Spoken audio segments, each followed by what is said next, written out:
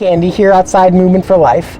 And with summer vacation wrapping up, I know a lot of people are going to be trying to squeeze in last minute trips before the kids go back to school. So for our weekly Friday fix this week, I wanted to talk about things you can do in the car to get yourself more comfortable, particularly if you have head and neck problems or if you have shoulder pain. For people with shoulder pain or neck pain, driving in the car, particularly if it's a long trip or a long commute for a vacation, can be uncomfortable. And so there's a couple things that you can use to help get you more comfortable in the car and make your trip more pleasant. So the first thing is getting the seat adjusted correctly so that it supports your head and neck appropriately.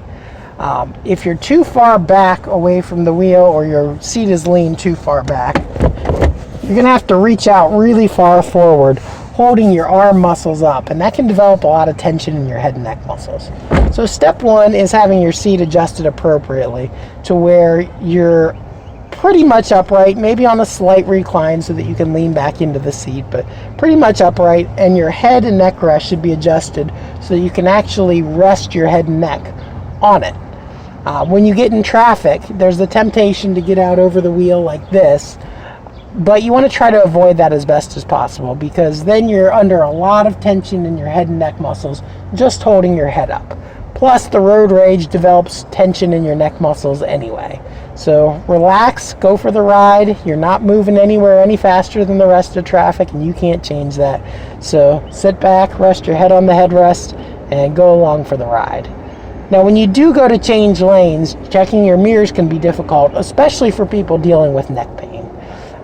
Getting adjusted in appropriate posture where your head is back on the headrest, you're not reaching too far out, you've got your arms at an appropriate distance to where your arms can hang straight down and you're grasping onto the wheel.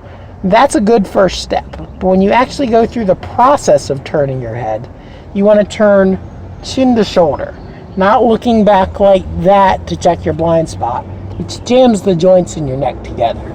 If you think about a rod running through the top of your head, rotating around an axis so that it's a pure spin, that's going to move your chin in the direction towards your shoulder. So if you think about chin to shoulder when you're checking your mirrors, that will help you to be able to do that more efficiently. Now granted, when you're in a traffic situation, you're probably going to revert to instinct, but the more often that you can plan it, the more often that you can practice that in the car and throughout your day, the more of a habit it becomes and the more likely you'll be to do it when you actually do need to make a quick lane change. So those are our tips for head and neck pain. If you do have head and neck pain or shoulder pain, click onto the link below this video and we'll be happy to talk to you about what you can do to help it out.